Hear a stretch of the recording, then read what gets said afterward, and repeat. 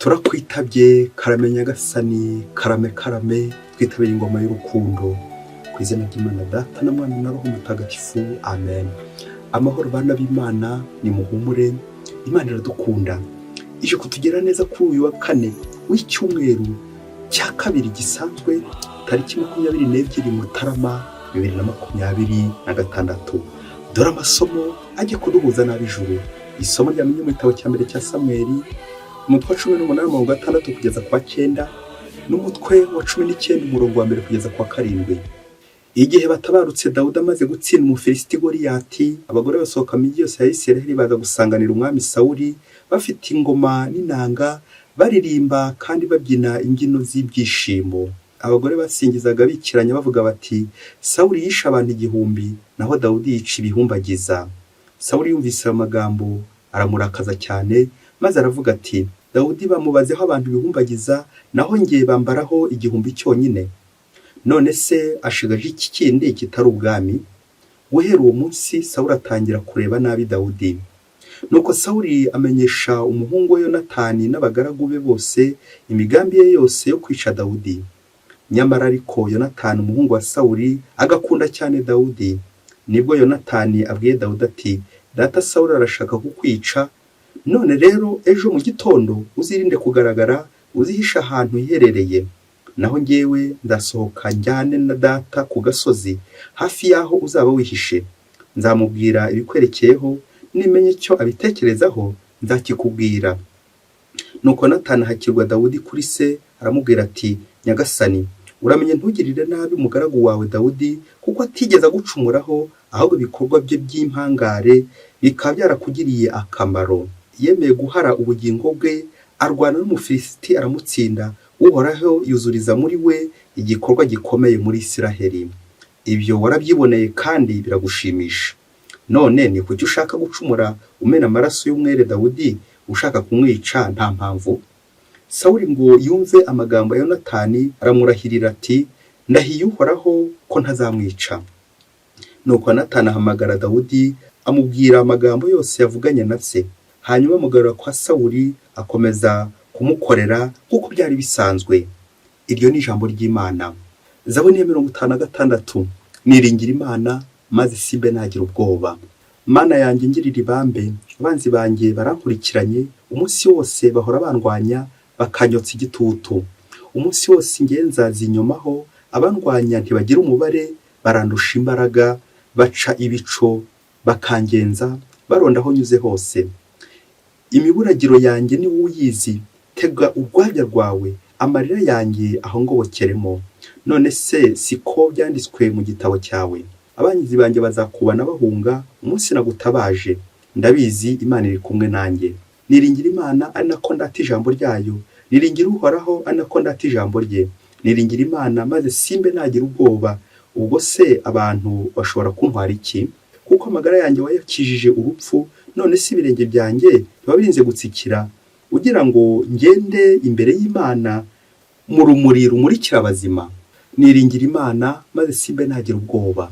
Nyagasani Yezu nabane namwe. Amagambo mu Ivanjili Ntagatifu yanditswe na Mariko, umutwe wa 3 umurongo wa 7 kugeza kwa 12.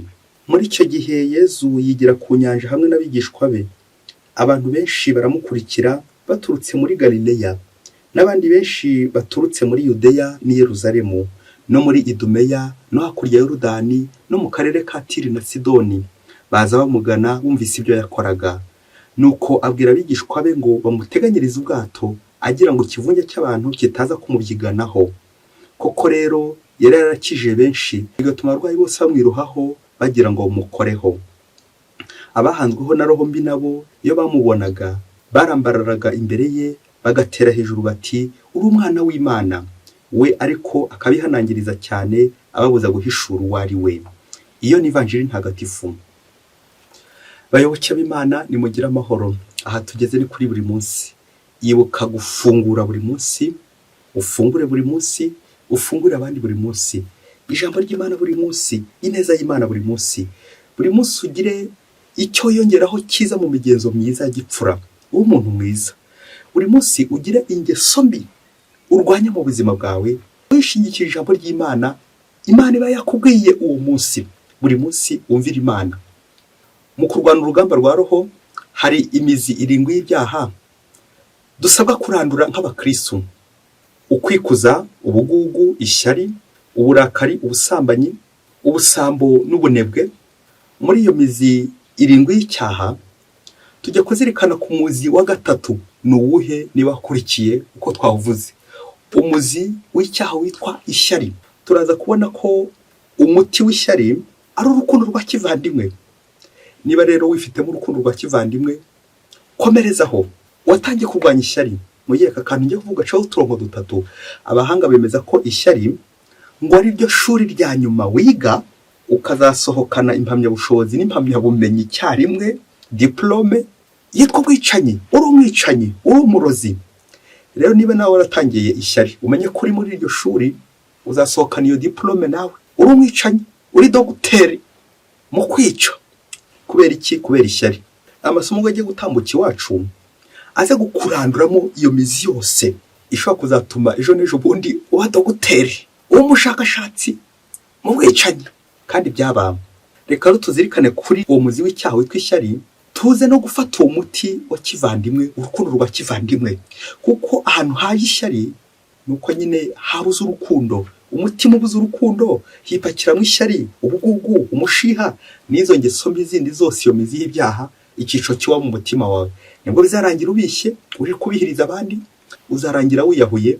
Kuko nyine iyo umaze kwica abandi umaze kubona ya dogotora, iyo umaze kubica nta kintu kiba gisigaye usibye nawe kwiyahura.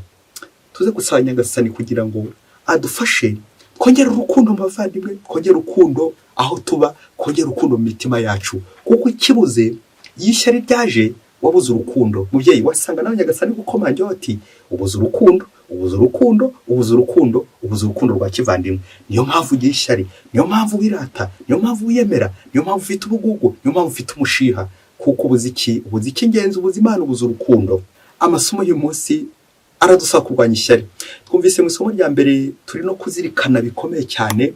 Harimo abantu batatu bavugwamo. Harimo Dawudi, harimo Sawuli ndetse na Yonatani. Uwa mbere twumvise Dawudi uri mu mazi abira, uri mu kaga, nyuma y'uko akoze igikorwa cyiza agatsinda uriya mwanzi w'Abayisiraheli wari wayogoye Isiraheli, wakozaga Abayisiraheli isoni, akamutsinda Goliyati.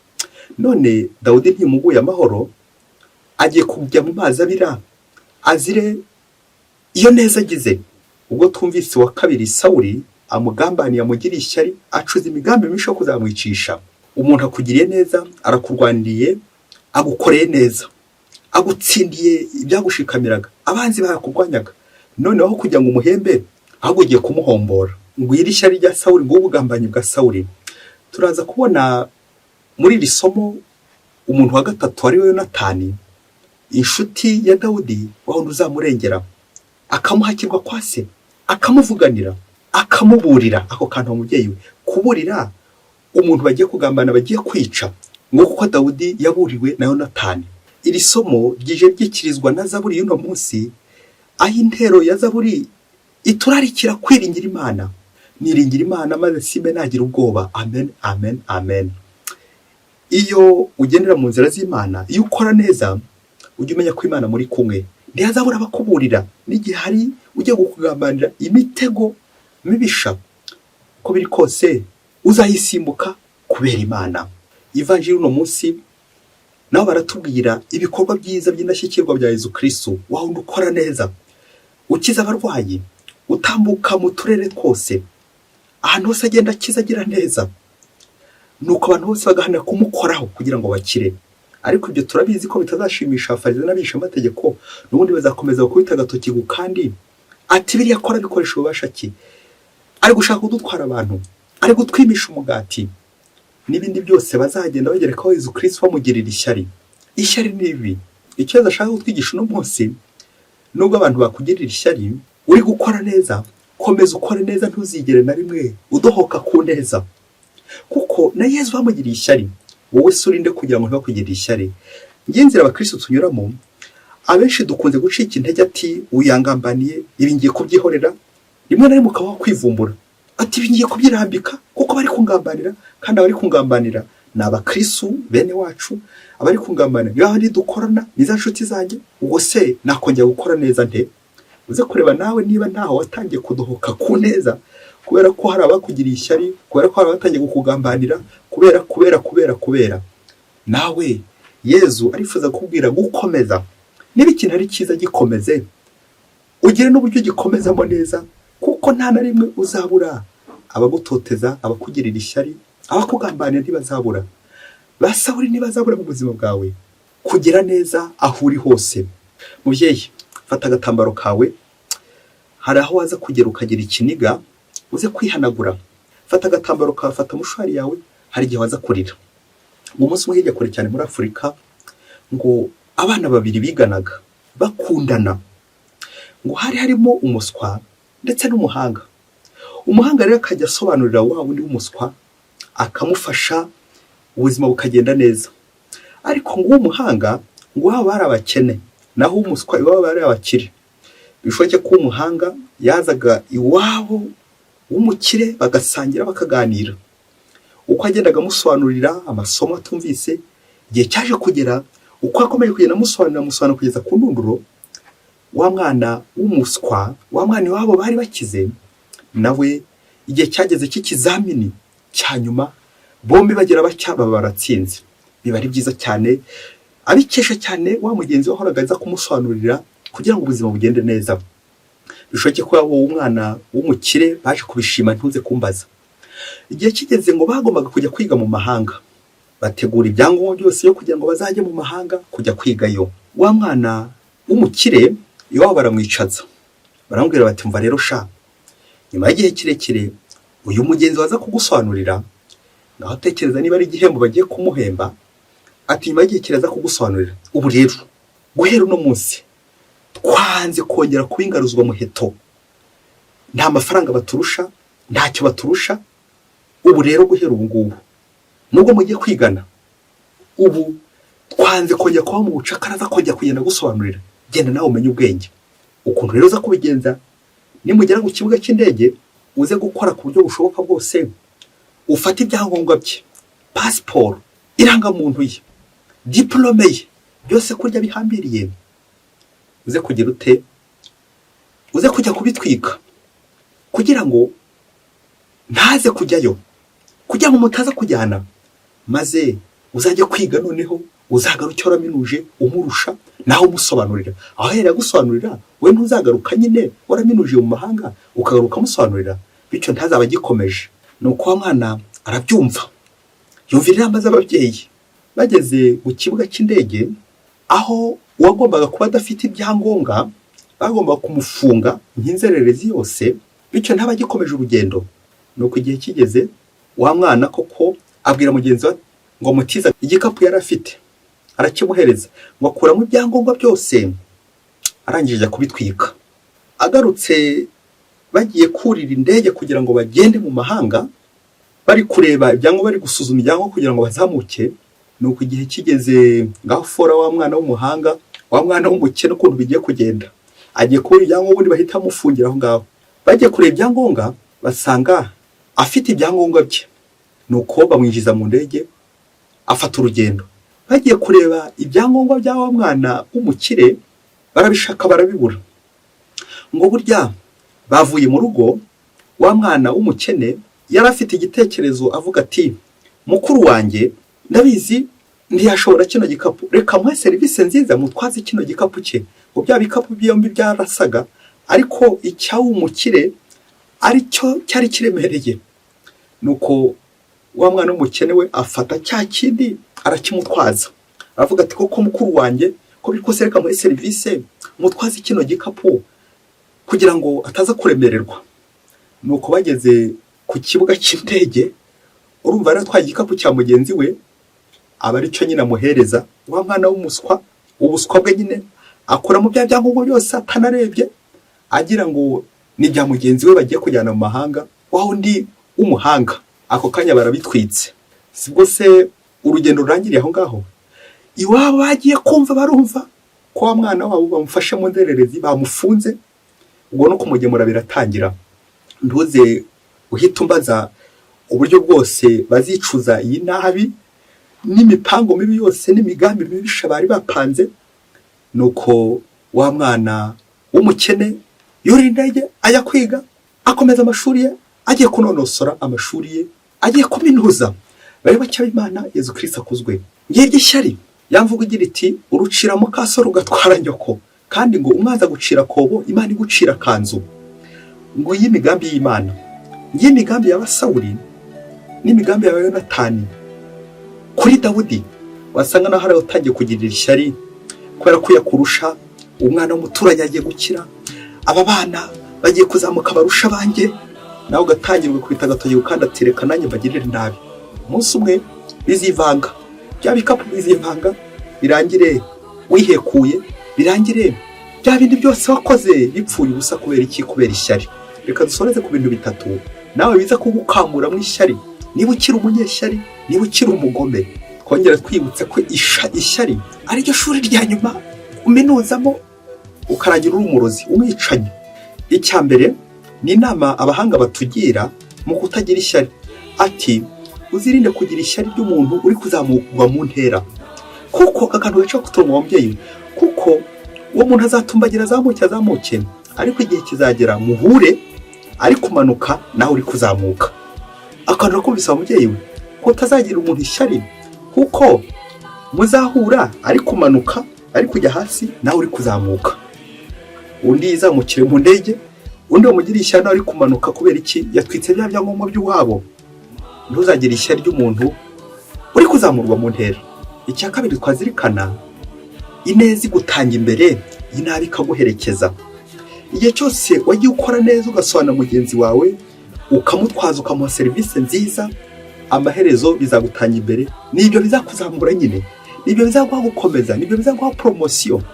Igihe cyose nanone wakoze nabi, n'ubundi bizakomeza guherekeza. Wa mubyeyi we waretse ishyari ugakomeza ukagira neza, nawe wakomeje ugakora neza, ko nibyo bizatuma utera imbere. Wongera urebe abantu benshi basaze birirwa birukanga ku misozi kubera amashyari. Amashyari mw'ababyeyi mwe arangiranye we, arandushije we, nuko karodasinziriye. Icya gatatu tugiye gusorezaho ni ubutumwa twahana duhere ku masomo y'uno munsi. Kwigira urugero kuri Yonatani uburira Dawudi. Nawe wasanga hari abantu bari gupanga imigambi mibisha mu ikabare, mu nzira, mu bigare, ati tuzica runaka, tuzamugambanira. Wowe ntiwamuburira. Yonatani ashobora no kuba ijwi ry'imbere ryari riri kubwira riti ariko umenye uyagiye kugambanira, ntimwongeye kugendana, kora kino, gira gutya, kora neza, uyagiye kuburizamo imigambi yawe mibisha. Yezu akagenda akubwira. Natwe tubere abandi ba Yonatani, tubaburire igihe barahaga, bari mu mazi abira, bageze habi, bari mu ngeso mbi zigiye kubica. Kuko ba Sawuli ntabwo gusa ari abafite imihoro n'imbunda, ahubwo ba Sawuli ni za ngeso mbi zishaka kukwica. Nawe nuburira mugenzi wawe ugiye kwishwa n'ingeso mbi, uzamubereye Yonatani. Dusaba inema yo kumva ijwi ry'Imana rituburira buri munsi. Nawe niwe usuzuma ugasanga watsindwe kimwe nanjye, nashatse kuvuga ukiri mu ishuri ry'ishyari, witegura kuzabona ko ka diplome ka dogutora, rya shuri nyine rya nyuma uzasorezamo kugira ngo umwicanyi w'umugambanyi n'ubundi bukozi bw'ibibi vayo muri iryo shuri, vayo. Ubwira Imana uti Nyagasani natsinzwe, ariko ndifuza ko washyira mu rukundo rwawe, bityo nanjye nkore neza ugushaka kwa buri munsi. Mwese Imana ibahe umugisha. Imana Data na Mwana na Roho Mutagatifu. Amen. Padiri Masumbuko Ladislas wa Diyosezi ya Cyangugu.